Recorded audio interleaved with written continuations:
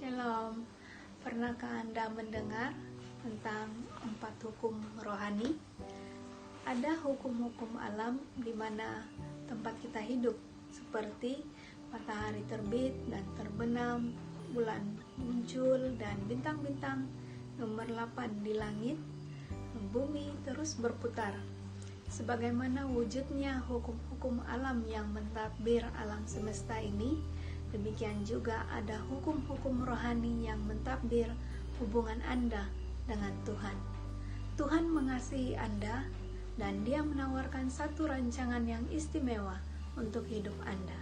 Kasih Tuhan dinyatakan dalam Yohanes 3 ayat 16, karena begitu besar kasih Allah akan dunia ini, sehingga Ia telah mengaruniakan anaknya yang tunggal, supaya setiap orang yang percaya kepadanya tidak binasa melainkan beroleh hidup yang kekal. Dan rancangan Tuhan, Yohanes 10 ayat 10b, Kristus berkata, "Aku datang supaya mereka mempunyai hidup dan mempunyainya dalam segala kelimpahan." Namun, mengapakah kebanyakan orang tidak menikmati hidup yang berkelimpahan ini? Ini sebab manusia berdosa dan terpisah daripada Tuhan. Oleh itu, dia tidak boleh mengetahui dan mengalami kasih dan rancangan Tuhan untuk hidupnya. Manusia telah dicipta untuk menikmati persekutuan dengan Tuhan, tetapi oleh sebab kekerasan hatinya, manusia memilih jalannya yang tersendiri, sehingga persekutuannya dengan Tuhan terputus. Menurut Alkitab, kekerasan hati ini sama ada dalam bentuk sikap memberontak ataupun sikap tidak peduli ialah dosa. Roma 6 ayat 23 berkata, "Sebab upah dosa ialah maut, tetapi karunia Allah ialah hidup yang kekal dalam Kristus Yesus Tuhan kita."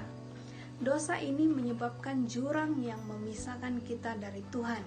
Manusia coba sedaya upayanya untuk mencari Tuhan dan hidup berkelimpahan melalui hidup yang baik, falsafah, atau agama.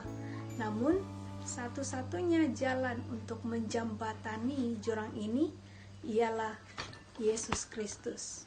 Yesus Kristuslah satu-satunya jalan yang Tuhan berikan untuk menyelesaikan masalah dosa manusia. Melaluinya, Anda boleh mengetahui dan mengalami kasih dan rancangan Tuhan untuk hidup Anda. Dia mati bagi pihak kita. Roma 5 ayat 8, akan tetapi Allah menunjukkan kasih-Nya kepada kita oleh karena Kristus telah mati untuk kita ketika kita masih berdosa. Kristus mati karena dosa kita. Dia dikebumikan, Dia dibangkitkan pada hari ketiga menurut Alkitab. Dia memperlihatkan dirinya kepada Petrus dan kemudiannya kepada 12 orang rasulnya. Setelah itu, dia memperlihatkan dirinya pula kepada lebih daripada 500 orang pengikutnya. Allah telah menjembatani jurang antara manusia dengan dirinya dengan menghantar anaknya Yesus Kristus supaya mati di atas kayu salib bagi pihak kita demi menebus kita daripada dosa. Dan kemudian Yesus bangkit dari kematian. Inilah jalan yang menunjukkan kepada kita betapa besar kasih Allah kepada kita. Namun, hanya mengetahui ketiga-tiga hukum ini tidak mencukupi. Kita mesti menerima Yesus Kristus sebagai penyelamat dan Tuhan kita secara pribadi. Dengan demikian, kita boleh mengetahui dan mengalami kasih dan rancangan Tuhan untuk hidup kita. Kita mesti menerima Kristus. Yohanes 1 ayat 12, tetapi semua orang yang menerimanya diberinya kuasa supaya menjadi anak-anak Allah, yaitu mereka yang percaya dalam namanya. Kita menerima Kristus melalui iman, sebab karena kasih karunia kamu diselamatkan oleh iman, itu bukan hasil usahamu, tetapi pemberian Allah. Itu bukan hasil pekerjaanmu, jangan ada orang yang memegahkan diri. apabila kita menerima Kristus, kita mengalami kelahiran baru. Wahyu 3 ayat 20, kita menerima Kristus dengan mengundangnya secara pribadi. Yesus sedang mengetuk pintu hati kita. Kalau kita mendengar suaranya dan membuka pintu hati kita, Yesus Kristus akan masuk dalam hidup kita dan kita dapat memulai persekutuan dengannya.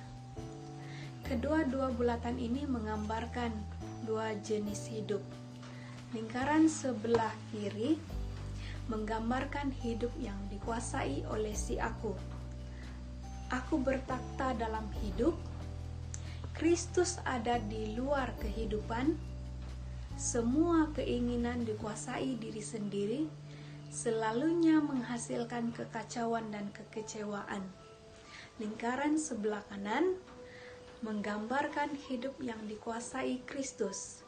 Kristus bertakhta dalam hidup, aku menyerah kepada Kristus, semua keinginan dikuasai Tuhan, menghasilkan keharmonian dengan rancangan Tuhan.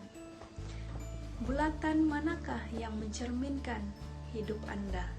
Bulatan manakah yang Anda ingin mencerminkan hidup Anda? Anda boleh menerima Kristus saat ini juga dengan berdoa berdasarkan iman. Doa adalah cara kita berkomunikasi dengan Tuhan. Tuhan mengetahui isi hatimu. Dia lebih mementingkan sikap hatimu daripada kata-katamu. Berikut merupakan satu doa yang disarankan.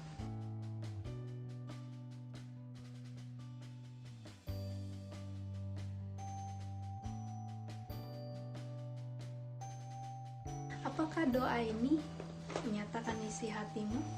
Jika iya, ucapkan doa ini sekarang juga, dan Kristus akan masuk ke dalam hidupmu seperti yang telah dijanjikannya.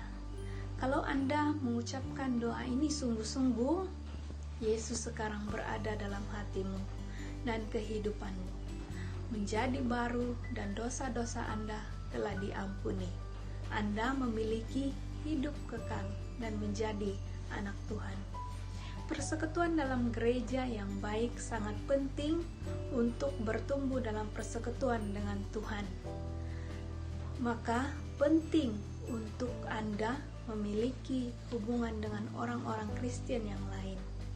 Hubungilah atau kunjungilah dengan gereja-gereja yang berdekatan di mana Kristus diagungkan dan firman Allah diberitakan.